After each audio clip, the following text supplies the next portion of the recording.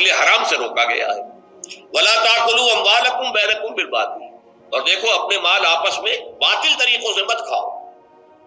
وتدلوا بها الی الحکام، اور نہ ہی اپنے مالوں کے ذریعے سے وہ کام تک پہنچو، لتاکلوا فریقا من اموال الناس بالاسم، کہ تم لوگوں میں سے کسی کا مال گناہ کے ساتھ ناجائز طور سے ہڑپ کر جاؤ، رشوت دے کر اور اپنے حق میں کوئی غلط فیصلہ کروا لو، وانتم تعلمون، جانتے بوجھتے یہ کام نہ کرو۔ بظاہر تو نہ روزے سے تعلق ہے نہ رمضان سے، پھر اس رکوع میں کیسے آ گئے؟ بڑا گہرا تعلق ہے، اول و آخر کا تعلق ہے۔ پہلی آیت میں مجرد رمضان روزے کی جو فضیلت بیان کی گئی تھی یا حکمت، آیت کیا تھی؟ تقویٰ۔ یہ تقویٰ کا معیار ہے۔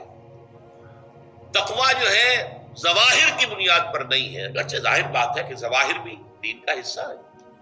حضور کی وضع قطع اختیار کرنا یقیناً ایک نیکی کا کام ہے، ہر چیز میں حضور کے نقش قدم پر چلنا، لیکن یہ ظواہر پر نہیں ہے تقویٰ۔ تقویٰ دل میں ہو، التقویٰ ہا ہونا، التقویٰ ہا ہونا، التقویٰ ہا۔ 3 مرتبہ حضور نے اپنے سینہ مبارک اور قلب مبارک کی طرف اشارہ کر کے فرمایا تقویٰ یہاں ہوتا ہے، تقویٰ یہاں، جب یہاں ہوگا تو پورے وجود میں سرایت کر جائے گا۔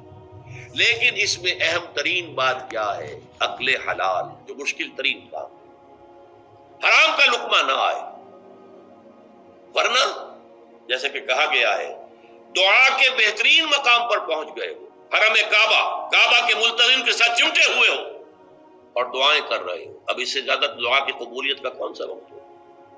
یا آپ کھڑے ہو گئے جبل رحمت کے اوپر سب سے اونچے مقام پر جا کر، اور آپ نے 2 گھنٹے سے ہاتھ اٹھائے ہوئے ہیں، اللہ اے اللہ یا رب یا رب، لیکن حضور نے فرمایا کہ ایسے بہت سے لوگ ہیں، رجل یطیل السفر اشخص اغبرا، ایک شخص ہے سفر کی وجہ سے بہت لمبا سفر کر کے دربادا تھکا بازا ہے، اور اس کا وہ احرام جو ہے وہ بھی میلا کچیلا ہو چکا ہے۔ ظاہر بات ہے آج کی بات نہیں ہو رہی ہے، جبکہ آپ 4 گھنٹے میں تو پہنچ گئے جدہ، اور پھر 2 گھنٹے میں مکہ پہنچ گئے، اور جا کر 2 گھنٹے میں آپ نے جو ہے عمرہ کیا اور بعد چھٹی، احرام کھل گیا۔ تو اس میں کہاں وہ احرام میلا ہوگا اور کہاں آپ کا بیل کچیل ہوگا اور کہاں آپ کے جسموں سے جو ہے پسینوں کی بو آئے گی؟ نہیں۔ لیکن جو یہ سب کرتے تھے اور پھر کعبے سے ملتزم سے چمٹ کر دعا کرتے تھے، یا رب یا رب، یمد یدہ الی السماء، وہ ہاتھ اٹھاتا ہے آسمان کی طرف، یا رب یا رب، وَأَنَّىٰ يُسْتَجَابُ لِذَٰلِكَ، اور اس شخص کی دعا کیسے قبول ہو؟ وَمَطْعَمُهُ حَرَامٌ، اس کے پیٹ میں جو غذا پڑی ہوئی ہے وہ حرام سے ہے، مَلْبَسُهُ حَرَامٌ، اس کا لباس جو اس نے پہنا ہوا ہے چاہے وہ احرام ہی ہے وہ حرام کے پیسے سے کمایا گیا، وَغُذِيَ بِالْحَرَامِ، اور اس کا پورا جسم جو ہے جس غذا سے یہ تنو توش تیار ہوا ہے وہ حرام ہے۔ ایسے آدمی کی دعا وہاں پہنچ کر بھی قبول نہیں ہوتی۔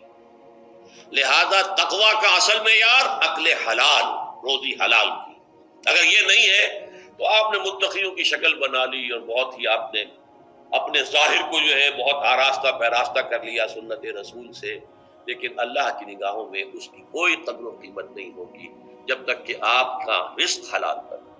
سورہ بقرہ آیت نمبر 183 سے 188 میں اللہ پاک نے فرمایا، اے لوگو جو ایمان لائے ہو، تم پر روزے فرض کر دیے گئے ہیں جس طرح تم سے پہلے انبیاء کے پیرووں پر فرض کیے گئے تھے۔ اس سے توقع ہے کہ تم میں تقویٰ کی صفت پیدا ہوگی۔ چند مقرر دنوں کے روزے ہیں، اگر تم میں سے کوئی بیمار ہو یا سفر پر ہو تو دوسرے دنوں میں اتنی ہی تعداد پوری کر لے، اور جو لوگ روزہ رکھنے کی قدرت رکھتے ہوں پھر نہ رکھیں تو فدیہ دیں۔ ایک روزے کا فدیہ ایک مسکین کو کھانا کھلانا ہے، اور جو اپنی خوشی سے زیادہ بھلائی کرے تو یہ اسی کے لیے بہتر ہے، لیکن اگر تم سمجھو تو تمہارے حق میں اچھا یہی ہے کہ تم روزہ رکھو۔ رمضان وہ مہینہ ہے جس میں قرآن نازل کیا گیا، جو انسانوں کے لیے سراسر ہدایت ہے اور ایسی واضح تعلیمات پر مشتمل ہے جو راہ راست دکھانے والی اور حق و باطل کا فرق کھول کر رکھ دینے والی ہے۔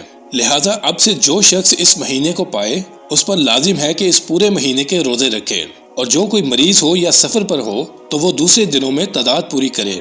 اللہ تمہارے ساتھ نرمی کرنا چاہتا ہے، سختی کرنا نہیں چاہتا، اس لیے یہ طریقہ تمہیں بتایا جا رہا ہے تاکہ تم روزوں کی تعداد پوری کر سکو، اور جس ہدایت سے اللہ نے تمہیں سرفراز کیا ہے اس پر اللہ کی کبریائی کا اظہار و اعتراف کرو اور شکر گزار بنو۔ اور اے نبی، میرے بندے اگر تم سے میرے متعلق پوچھیں تو انہیں بتا دو کہ میں ان سے قریب ہی ہوں، پکارنے والا جب مجھے پکارتا ہے میں اس کی پکار سنتا اور جواب دیتا ہوں۔ لہٰذا انہیں چاہیے کہ میری دعوت پر لبیک کہیں اور مجھ پر ایمان لائیں۔ یہ بات تم انہیں سنا دو، شاید کہ وہ راہ راست پا لیں۔ تمہارے لیے روزوں کے زمانے میں راتوں کو اپنی بیویوں کے پاس جانا حلال کر دیا گیا ہے۔ وہ تمہارے لیے لباس ہیں اور تم ان کے لیے۔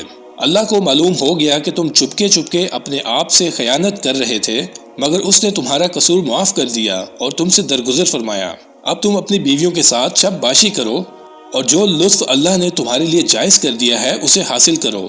نیز راتوں کو کھاؤ پیو یہاں تک کہ تمہیں سیاہی شب کی دہاڑی سے سپیدہ صبح کی دہاڑی نمایاں نظر آ جائے۔ تب یہ سب کام چھوڑ کر رات تک اپنا روزہ پورا کرو، اور جب تم مسجدوں میں معتکف ہو تو بیویوں سے مباشرت نہ کرو۔ یہ اللہ کی باندھی ہوئی حدیں ہیں، ان کے قریب نہ پھٹکنا۔ اس طرح اللہ اپنے احکام لوگوں کے لیے بصراحت بیان کرتا ہے۔ توقع ہے کہ وہ غلط رویے سے بچیں گے۔ اور تم لوگ نہ تو آپس میں ایک دوسرے کے مال ناروا طریقے سے کھاؤ اور نہ حاکموں کے آگے ان کو اس غرض کے لیے پیش کرو کہ تمہیں دوسروں کے مال کا کوئی حصہ قصداً ظالمانہ طریقے سے کھانے کا موقع مل جائے۔ حضرت ابو ہریرہ رضی اللہ عنہ سے سنا گیا کہ آپ صلی اللہ علیہ وسلم نے فرمایا، اللہ عز و جل نے فرمایا، ابن آدم کا ہر عمل اس کے لیے ہے سوائے روزے کے، وہ صرف اور صرف میرے لیے ہے اور میں ہی اس کی جزا دوں گا، اور روزہ ایک ڈھال ہے۔ لہٰذا جب تم میں سے کسی کے روزے کا دن ہو تو وہ اس دن فحش گفتگو نہ کرے اور نہ شور و غل کرے۔ اگر کوئی اسے برا بھلا کہے یا اس سے جھگڑا کرے تو وہ کہہ دے میں روزہ دار ہوں، میں روزہ دار ہوں۔ اور پھر حضور نے فرمایا، اس ذات کی قسم جس کے ہاتھ میں محمد کی جان ہے، قیامت کے دن روزہ دار کے منہ کی بو اللہ کے نزدیک کستوری کی خوشبو سے بھی زیادہ پسندیدہ ہوگی۔ اور روزہ دار کے لیے دو خوشی کے مواقع ہیں، اور وہ ان دونوں پر خوش ہوتا ہے، جن میں سے ایک یہ ہے کہ جب وہ روزہ افطار کرتا ہے تو اپنے افطار سے خوش ہوتا ہے، اور جب اپنے رب کو ملے گا تو اپنے روزے کی وجہ سے خوش ہوگا۔ ایک اور حدیث میں آتا ہے کہ آپ نے فرمایا، اگر کوئی شخص جھوٹ بولنا اور دغا بازی کرنا روزہ رکھ کر بھی نہ چھوڑے تو اللہ تعالیٰ کو اس کی کوئی ضرورت نہیں کہ وہ اپنا کھانا پینا چھوڑ دے، یعنی اللہ تعالیٰ کو کوئی ضرورت نہیں کہ وہ بھوکا پیاسا رہے۔ لہٰذا روزہ ہمیں تقوی اختیار کرنے کا سبق دیتا ہے۔ جس طرح دوا کے ساتھ پرہیز کرنا لازم ہوتا ہے تاکہ بد پرہیزی دوا کے اثر کو زائل نہ کر دے، اسی طرح تمام عبادات کا اثر پرہیزگاری پر مبنی ہے۔ جس طرح روزے میں ہم بھوک اور پیاس کی شدت کو برداشت کرتے ہیں اور سخت مشقت اٹھاتے ہیں، اور اس کا مقصد محض ثواب ہی نہیں ہونا چاہیے بلکہ عملی زندگی میں بھی اس کا اثر نظر آنا چاہیے۔